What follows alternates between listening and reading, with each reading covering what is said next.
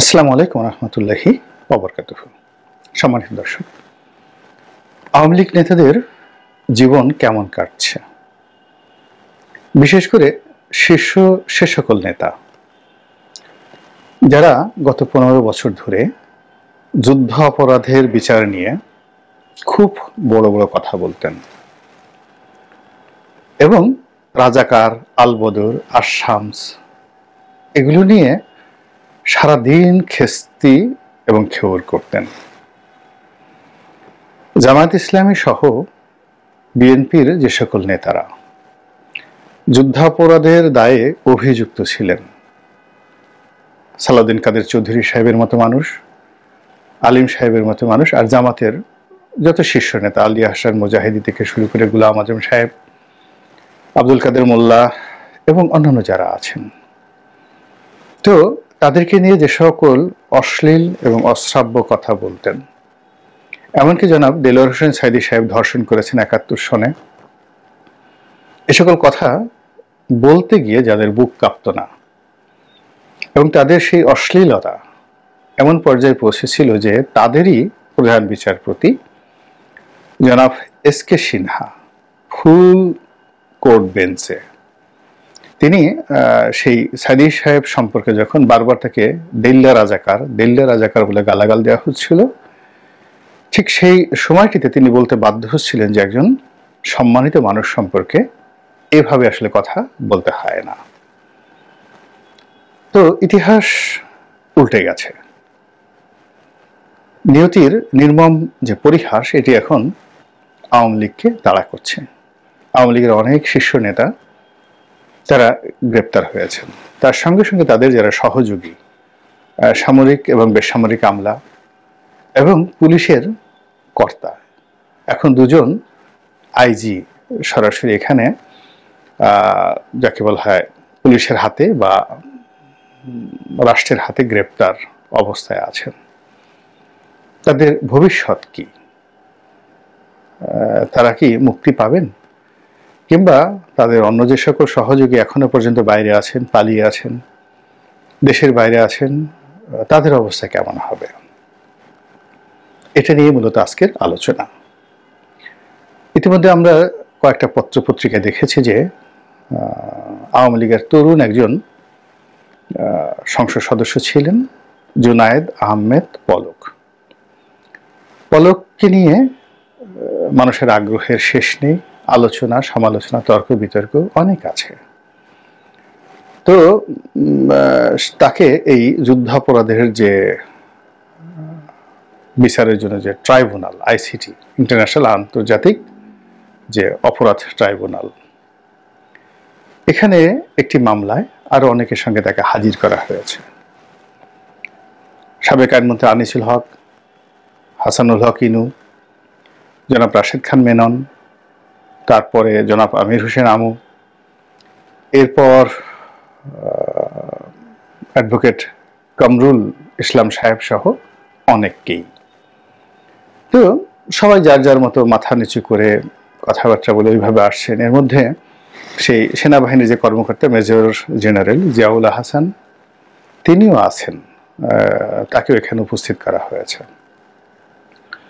তো সকলের মধ্যে যেটি দৃশ্যমান সেটা হলো একমাত্র জুনায়েদ আহমেদ পলক, তিনি ছিলেন অবনত মস্তকে এবং হাত জোর করে তিনি সম্ভবত কারো কাছে ক্ষমা প্রার্থনা করছিলেন, আমি জানি না কার কাছে।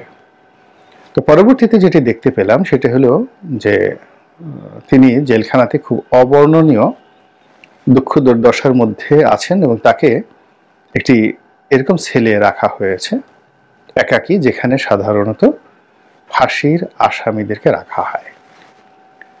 তো এখন অনেকের প্রশ্ন যে জুনায়েদ আহমেদ পলক বা অন্যান্য যারা আছেন তাদেরকে কি ফাঁসি দেওয়া হবে? আর পলকের যদি এই অবস্থা হয় তাহলে অন্যান্য যারা আছেন, পলক তো মূলত যুদ্ধাপরাধের এই বিচারের সঙ্গে একেবারে জড়িত ছিলেন না। তাকে সন্দেহ করা হতো যে তার সঙ্গে সজীব ওয়াজেদ জয়ের খুবই ভালো সম্পর্ক ছিল এবং সরকারের যে ডিজিটাল কার্যক্রম সেই ডিজিটাল কার্যক্রমের তিনি ছিলেন অন্যতম চাবিকাঠি। যদি ভালো কিছু হয়ে থাকে অবশ্যই পলক তার জন্য দায়ী, আর যদি মন্দ কিছু হয়ে থাকে তার জন্য সে দায়ী। এখানে তাকে কেন্দ্র করে যে দুর্নীতির কথা শোনা যাচ্ছে, বিশেষ করে শেখ পরিবারের, এটার সাথে যদি তার সম্পৃক্ততা থাকে সেটা একটা ভিন্ন বিষয়। কিন্তু সেই জামাত শিবিরের বিচার, রাজাকার আলবদরদের বিচার, বা যুদ্ধাপরাধীদের বিচার, বা কাদের মোল্লা, দেলোয়ার হোসেন সাইদী সাহেবের বিচার, এই ঘটনার সাথে পলকের কোনো সংযোগ ছিল বলে আমার জানা নেই। ওই ধরনের বক্তৃতা বিবৃতি কখনো তিনি দেননি। তিনি তার মন্ত্রণালয় নিয়ে, তার জয় ভাইকে নিয়ে, তারপরে শেষে তার আইসিটি নিয়ে, তিনি এটা নিয়ে ব্যস্ত ছিলেন। এবং বড় জোর তিনি মাঝে মধ্যে গান গাইতেন, গিটার বাজাতেন, এলাকাতে কনসার্ট করতেন। আর এই সরকারের পক্ষে এরকম হার্ড লাইনে গিয়ে এই তরুণ সংসদ সদস্য তেমন কোনো কথাবার্তা বলতেন না। তো তাকে যদি টার্গেট করে কন্ডেম ছেলে রাখা হয়, তাহলে কামরুল সাহেবের অবস্থা কি, ইনু সাহেবের অবস্থা কি, তারপরে আনিসুল হক সাহেবের অবস্থা কি, সালমান এফ রহমান সাহেবের অবস্থা কি, এই জিনিসগুলো নিয়ে আলোচনা হচ্ছে। এবং আওয়ামী লীগের যারা নেতা ভিতরে আছেন, বাইরে আছেন, সবার মধ্যেই এক ধরনের মৃত্যু ভয়, তারপরে এক ধরনের ফাঁসির আতঙ্ক এটি ছড়িয়ে পড়েছে। এটা কেন? এর কারণটা হলো, আপনি যে কোনো একটা মন্দ সংস্কৃতি, সংস্কৃতি বলা যাবে না, যে কোনো একটা মন্দ জিনিস, সংস্কৃতি শব্দটা যেটাকে আমরা কালচার বলি, অর্থাৎ আমরা জীবনে যা কিছুই করি সেটির মধ্যে যে কল্যাণকর এবং আগামী দিনে স্মরণযোগ্য এবং ভালো যে জিনিস, সেটাকে বলা হয় সংস্কৃতি। জীবনী, সাহিত্য, আর সাহিত্যের কল্যাণকর যে জিনিসগুলো আছে সেটা হলো সংস্কৃতি। তো মন্দ কাজ কখনো সংস্কৃতি হয় না, এটি উদাহরণ থাকে, খারাপ উদাহরণ, বাজে উদাহরণ হয়ে। তো ভালো জিনিস আপনি যদি অতীতে করেন, এটার 1% পরবর্তীতে হয় না। কিন্তু মন্দ কাজ আপনি যাই করেন না কেন, যে সময় করেন, এটি ঘুরে ফিরে আপনার প্রতি, আপনার পরিবারের প্রতি, আপনার পরবর্তী বংশধরদের প্রতি এটা আসতেই থাকবে। তো কথায় কথায় ফাঁসি দেওয়া, কথায় কথায় ফাঁসিতে লটকানো, এটা 2012 সনে সেই গণজাগরণ মঞ্চের মাধ্যমে যেভাবে বাংলাদেশে মার্কেটিং হয়েছে, বাজারজাত হয়েছে, তার ফলে কি হলো, একেবারে উলঙ্গ গ্রামের যে ন্যাংটা পোলাপান যারা রয়েছে, 2-3 বছর বয়স যাদের, বা 3-4 বছর বয়স, যারা সাধারণত উলঙ্গ থাকতেই তারা পছন্দ করে, ভালো লাগে, মাঝে একটা ঘন্টা থাকে গ্রাম বাংলায়, তারপরে কপালে একটা কাজলের টিপ থাকে গরিব মানুষের সন্তানদের, যেন তাদের দিকে নজর না পড়ে। এবং এদের মধ্যে পেটটা একটু মোটাসোটা যাদের আছে, তারা এই সেই উদম শরীরে মাজায় ঘন্টা বেঁধে তারপরে শেষে তারা দৌড়াদৌড়ি করে, গ্রামের লোকজন এই দৃশ্য দেখে খুব আনন্দ পায়। তো এই যে ফাঁসি চাই, ফাঁসি চাই, এটি 2012-13 সনে এতটা মার্কেটিং হয়েছিল, বাজারজাত হয়েছিল, যে পাড়াগাঁয়ের সেই পাট ক্ষেত থেকে শুরু করে ধান ক্ষেত, খাল বিল নদী নালা থেকে শুরু করে একেবারে এই নগর মহানগরের যে হর্মমালা, এখানের ওই শিশুদের মধ্যে, বালক বালিকাদের মধ্যে এই ফাঁসি চাই, ফাঁসি চাই, এটাকে একটা খেলায় পরিণত হয়েছিল, একটা কমন স্লোগানে পরিণত হয়েছিল। যেমন এইবার জুলাই অক্টোবর বিপ্লবের সময়টাতে একটা স্লোগান কিন্তু এরকম এই ফাঁসি চাই, ফাঁসি চাই এর মতো হয়ে গেছিল। সেটা হলো, চাইতে আসলাম অধিকার, হয়ে গেলাম রাজাকার। মানে আজকে খোলামেলাই বলি, এখন বলতে আর কোনো অসুবিধা নেই।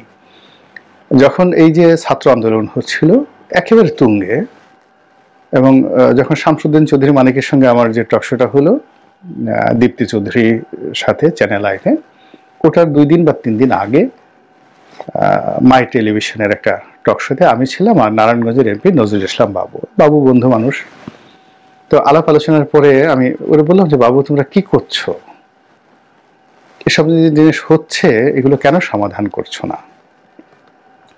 তখন ও হেসে বলল যে, দুঃখের কথা কি বলবো, তুমি তো জানো দলের অবস্থা কি, আমরা সংসদ সদস্য হিসেবে কতটুকু করতে পারি বলতে পারি সেটা পরের ব্যাপার। কিন্তু আমার নিজের ঘরের মধ্যে কি হচ্ছে সেটা তোমাকে বলি। ওর ছেলে বাবু, ও সম্ভবত 2011-12 সনে ওর জন্ম হলো। তো 2012 সনে যদি জন্ম হয় তো ওই ছেলের বয়স এখন কত, 12 বছর বা 13 বছর। তা আমি এই ছেলের সঙ্গে আমার একটা সম্পর্ক হলো, ও যখন নবজাতক তখন ওর এই জন্ম উপলক্ষে সংসদ ভবনে একটা বড় অনুষ্ঠান হয়েছিল। সেই অনুষ্ঠানে শামীম ওসমান সাহেব ছিলেন, সকল এমপিরা ছিলেন। আমি যেহেতু বাবুর বন্ধু, তো ওই মোনাজাত করার দায়িত্ব ছিল আমার, তাকে দোয়া করার দায়িত্ব, মোনাজাত করার দায়িত্ব ছিল আমার। তো এই কারণে আমি প্রায় সেই ছেলেটার সম্পর্কে স্মৃতিকাতর থাকি এবং তাকে দেখতে চাই, জানতে চাই যখনই বাবুর সঙ্গে আমার কথাবার্তা হয়। তো বাবু বলছিল যে তার ছেলে ওই সময়টিতে তার সামনে এসে নাচে এবং হাত ঝুলিয়ে ঝুলিয়ে তাকে বলে, চাইতে আসলাম অধিকার, হয়ে গেলাম রাজাকার। সংসদ সদস্য, আওয়ামী লীগের সংসদ সদস্য বাবুর পরিবারের মধ্যে এই জুলাই আগস্ট বিপ্লবের যে ঢেউ, ওটা কিভাবে প্রবেশ করেছিল এটা বললাম। এর চাইতেও এই আন্দোলন যেহেতু ক্ষণস্থায়ী, খুব অল্প সময়ের মধ্যে হয়েছিল, কিন্তু গণজাগরণ মঞ্চের যে আন্দোলনটি এটি দীর্ঘ সময় ছিল। এবং এখন যারা আছেন, সার্জিসরা আছেন, মাহফুজরা আছেন, এদের চাইতেও ওই সময়টিতে ডক্টর ইমরান সরকার, তার যে প্রভাব, প্রতিপত্তি, অ্যাকসেপ্টেবিলিটি এবং গুরুত্ব, সবই এখনকার যারা আছেন তাদের সাথে কয়েকশো গুণ বেশি ছিল। তো ওই সময়টিতে রাজাকারদের ফাঁসি চাই, ফাঁসি চাই, এটা নিদারুণভাবে মার্কেটেড হয়েছিল। এখন সেই যে ফাঁসি, এটা ভাত মাছের মতো একটা ফাঁসি, গুঁড়ো মাছের মতো একটা ফাঁসি, ফাঁসি দেওয়া কোনো বিষয় নয়। যাকে তাকে ফাঁসিতে টানানো যায়, যাকে তাকে জেলে নেওয়া যায়, যাকে তাকে মেরে ফেলা যায়, গুলাগুলি করা যায়, যাকে ইচ্ছে তাকে গুম করা যায়, যার চরিত্র হনন করার ইচ্ছা তাকে সেভাবে করা যায়। এই জিনিসগুলো আওয়ামী লীগ আমলে এতটা প্রাতিষ্ঠানিক অবস্থায় পৌঁছেছিল যে আর কুফল এখন আওয়ামী লীগের লোকজন পাচ্ছে। এখন এই সরকার বিচার করতে চাচ্ছে, বিচারের জন্য কোর্ট গঠিত হয়েছে, এবং তারা কখন একবারে বলেনি যে এই কোর্টের মাধ্যমে ফাঁসি দেওয়া হবে। জামাতের লোকজনও বলেনি, কোর্টের কোনো কর্মকর্তা কর্মচারী এখনো পর্যন্ত বলেনি যে অমুকের ফাঁসি চাই বা আমরা সর্বোচ্চ শাস্তি ফাঁসির জন্য চেষ্টা করছি। এখন সবেমাত্র শুরু হলো।